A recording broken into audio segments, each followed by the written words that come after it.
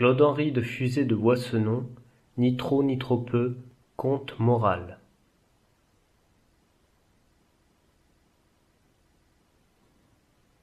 Le sieur de Ratonville, dit Le Bref, eut tant d'amour pour le laconisme qu'il abrégea jusqu'à son nom et se fit appeler Raton, ou Bref tout court. On peut dire qu'il était né au sein de la précision. Son père était un riche négociant, toujours renfermé dans les bornes exactes du calcul, et sa mère, qui devait le jour et l'éducation à un géomètre, réglait tout au compas. Le petit Raton, dès l'enfance, ne parlait que par monosyllabes et n'achevait jamais ses phrases. Il ne lisait que des abrégés, des extraits, des précis. Bref en était un lui-même par sa taille. On le pressa de prendre un état. Il n'embrassa point le parti du commerce ni celui de la finance, par le dégoût si commun que les enfants ont pour la profession de leur père et pour celle qui semble y avoir le plus de rapport. Il parcourut tous les autres états. Il fut homme de robe un jour, les formalités de l'éloquence prolixe du barreau l'impatientèrent. Il fut abbé une semaine, le verbiage de l'école l'excéda. Il fut militaire 2 mois entiers. Cet état lui parut charmant. Il y trouva d'abord dans les procédés et dans les propos cette aimable précision qu'on cherche en vain ailleurs et qu'on ne rencontre que là. Il y serait demeuré, mais il fallait trop attendre pour parvenir au premier grade. L'ordre vint, d'ailleurs, de partir pour la Westphalie. Le trajet lui parut trop long. Bref, il essaya de tout et ne fut rien. Quand on a le bonheur de naître riche, on peut vivre inutile, impunément. Raton jugea donc l'indépendance le parti le plus commode. Il s'y fixa, mais, du caractère dont la nature l'avait formé, il n'y put éviter l'ennui qu'il fuyait et qu'il rencontrait partout. Il ne trouvait point de précision nulle part. Dans un cercle, quelqu'un contait-il la nouvelle du jour, il interrompait l'historien au milieu de son récit, en se récriant « Trop long !» Dans un souper, servait-on l'entremets, il se levait brusquement de table en répétant toujours « Trop long !» À la comédie, il n'arrivait qu'à la petite pièce, ou qu'au 5e acte de la grande. Le débit lent de la tragédie le désolait.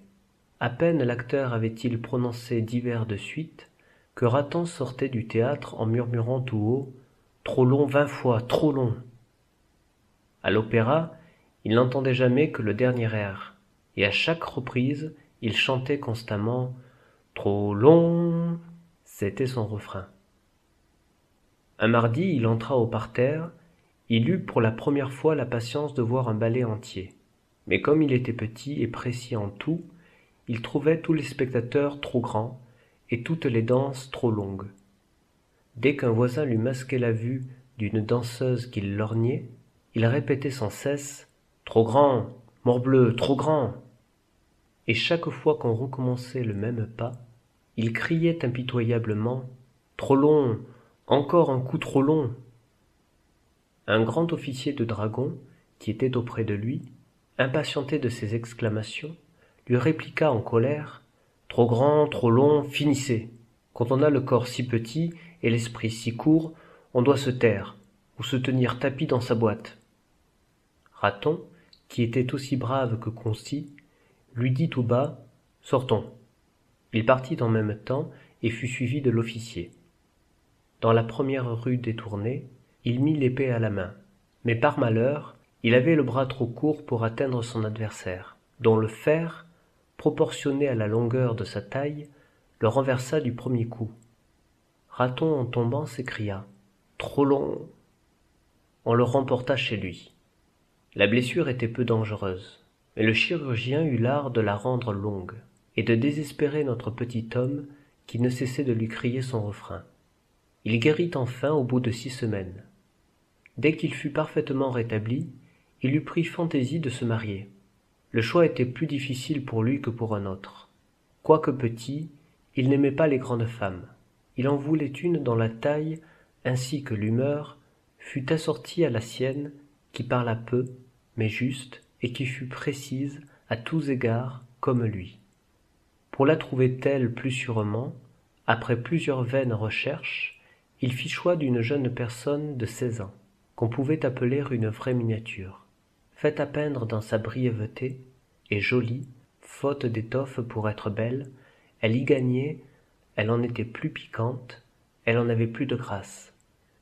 Ses yeux pleins d'esprit en cachaient la moitié par modestie, et sa bouche encore plus réservée ne répondait que oui ou non, mais toujours à propos.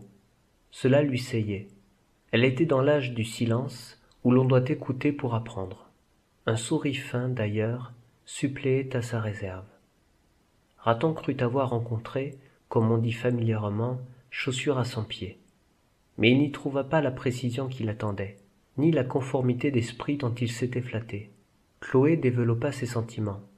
Il vit avec douleur qu'ils formaient un parfait contraste avec les siens. Raton, ou bref, on lui donnait les deux noms indifféremment, examinait tous les objets avec un microscope qui les lui grossissait, et Chloé les regardait au contraire à travers un verre qui les lui rapetissait, de sorte que l'un voyait tout trop long ou trop grand, et que l'autre voyait tout trop court ou trop petit. Bref, aimait les petits soupers, les courtes fêtes, les petits chiens, les petits serins, les petits coureurs. Chloé préférait les grands repas, les longs bals, les gros perroquets, les grands lévriers, les grands laquais. Elle avait en ce point le goût des femmes de sa taille. À force de passer les nuits, elle devint vaporeuse. Elle eut recours à un jeune grand médecin, fait exprès pour guérir les vapeurs des jeunes mariés. Il s'exprimait avec une facilité et une abondance de termes qui faisaient extasier la femme et mourir le mari. Chloé avait une inclination marquée pour la grande éloquence, pour les périodes nombreuses, et bref, avait une aversion mortelle pour les phrases. L'entretien du médecin orateur occasionnait toujours entre eux un duo contradictoire. À chaque propos du docteur, Raton se récriait « Eh, trop long, monsieur, trop long de moitié. Abrégé. »« Non, trop court, monsieur, disait-elle, trop court des trois quarts. Plus vous allongerez, plus j'aurai de plaisir. » Le bouillant petit homme ne put soutenir la contradiction éternelle de sa femme. Il s'en sépara brusquement et l'abandonna à l'éloquence verbeuse de son Galien, qui l'eût obligé de l'en étouffer pour l'en délivrer. Dans le besoin de se consoler ou de s'étourdir, il effleura la connaissance de toutes les filles de spectacle. En parcourant leur cercle séducteur, il fixa un jour ses regards sur une petite danseuse qui formait ses pas avec une précision admirable, qui parlait et qui se conduisait de même. La jeune souris avait appris à calculer sa danse et ses allures dans la finance, dont elle avait successivement mis les chefs à contribution.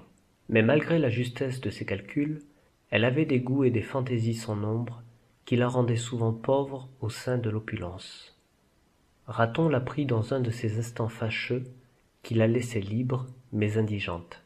Il en devint amoureux fou et crut avoir trouvé un vrai bijou pour lui. Elle crut de son côté avoir rencontré un petit trésor pour elle. Leur union fut d'abord parfaite. Tout paraissait conforme en eux. Leur taille, leur caractère, leur nom même. Souris était faite pour Raton, et Raton fait pour Souris. Elle ne ressemblait point à celle de son talent, dont toutes les saillies sont dans le brillant de leurs pas. Une loure, un menuet, un tambourin font leur conversation, et 3 entrechats leur épigramme. Souris pensait, elle avait de l'esprit, elle l'aimait, l'applaudissait dans les autres. Elle avait pris en affection un petit abbé qui faisait de petits jolis vers. Elle l'engagea à rimer un opéra. Il en fit un en 5 actes. Elle présenta l'auteur et le poème à son nouvel amant, qui fit politesse à l'abbé par vanité, car il avait la manie des gens riches de s'ériger en petit mécène. Il le protégea donc, mais en jetant les yeux sur son poème, il le trouva 4 fois trop long et condamna l'auteur à le mettre en 1 acte. L'abbé, surpris de l'arrêt, lui représenta que c'était un opéra sérieux qui demandait 5 actes. Bref, lui dit que la précision n'en voulait qu'un. L'auteur insista, Raton s'obstina. Les petits hommes sont têtus. Pour les mettre d'accord, Souris se rendit médiatrice et opina pour 3. Bref y souscrivit, mais à condition que chaque acte n'aurait au plus que 2 scènes pour amener un ballet, et que tout l'ouvrage ne contiendrait que 60 vers. « Eh, le moyen !» interrompit l'auteur effrayé. « Le voici, » répondit Bref. En disant cela, il prend une plume et crac, il fait main basse inhumainement sur plus de 600 vers. « Arrêtez, monsieur !» s'écria douloureusement l'abbé, les larmes aux yeux. « Arrêtez, vous me déchirez les entrailles. Brûlez plutôt mon enfant que de le mettre ainsi cruellement en pièces. Tout ou rien. »« Rien !» répliqua méchamment le petit homme en jetant le poème au feu. L'auteur filait au cri, la danseuse riait comme une folle, et Raton s'applaudissait. Cependant, comme il était foncièrement bon, il eut pitié de l'abbé, et pour le dédommager, il lui fit une pension de 1500 livres, dont chaque quartier lui fut payé d'avance. Cette scène singulière que la pièce avait occasionnée fut la meilleure pour l'auteur, qu'elle mit presque à son aise, et qu'elle guérit de la fureur des grands ouvrages. Il se referma sagement dans le cercle étroit de son talent, et, pour mieux faire sa cour, il ne fit plus que des chansons, de petits airs détachés, des bouquets et des madrigaux. Le protégé se rendit par là très agréable au protecteur, qui redoubla ses bienfaits. La maison de Souris et de Raton, car ils vivaient ensemble, devint l'asile de tous les plaisirs en raccourci. On y donnait des fêtes courtes mais charmantes, dont elle était la reine, et des petits soupers délicieux, dont elle faisait tout le charme. Ils étaient accompagnés de 1000 petits jeux variés, que l'aimable gaieté faisait naître, que la bonne plaisanterie assaisonnait, et dont l'esprit était le premier à faire toujours les frais. Un bon mot suivait une saillie, qui finissait par un trait. Et, ce qui flattait le plus le maître du logis, on y contait l'histoire du moment en 3 minutes. Enfin le cher petit Raton était idolâtre de sa jolie petite souris, et croyait avoir saisi son vrai bonheur, le point de précision qu'il désirait. Cette félicité dura 3 mois, et finit aussi rapidement qu'elle avait commencé. Une affaire importante appela Raton ailleurs. L'amour impatient la lui fit gâter, il le consulta plus que ses intérêts, et sacrifia 100 000 francs au désir de revoir ce qu'il aimait 8 jours plus tôt. Il en fut bien payé. En arrivant, il trouva la souris délogée. Il ne restait chez lui que les 4 murs, avec ce billet qu'il trouva sur l'unique table qu'on y avait laissée. Je vous quitte pour des raisons trop longues à dire. Bref, j'emporte tout pour être mieux dans votre souvenir. Vous voulez de la précision? En voilà. Ah, la scélérate, s'écria-t-il. Mais dois-je en être surpris? Toutes ces souris-là sont faites pour ronger et pour détruire tous les lieux où elles s'établissent. Il eut beau s'armer de philosophie, ce coup fit sur tous ses sens une révolution si forte que la fièvre le prit. Les remèdes l'augmentèrent, l'impatience l'attisa. Le médecin, la garde, et qui pisait sa femme, dont la visite lui causa le transport, se donnèrent tous le mot pour le réduire à l'agonie. On vint alors l'exhorter à la mort par un discours très édifiant, mais dont la prolixité l'acheva. Le pauvre petit Raton rendit le dernier soupir en proférant 3 fois « Trop long, trop long, trop long ». Chloé suivit Raton de près. Il expira d'impatience, elle mourut de langueur. Les 2 extrémités sont mortelles. La passion du trop emporta la femme sans relâche au-delà du vrai point de précision, et l'amour du trop peu retint le mari toujours en deçà. Ce point est le point moyen, et qui veut le saisir doit adopter pour maxime ni trop peu.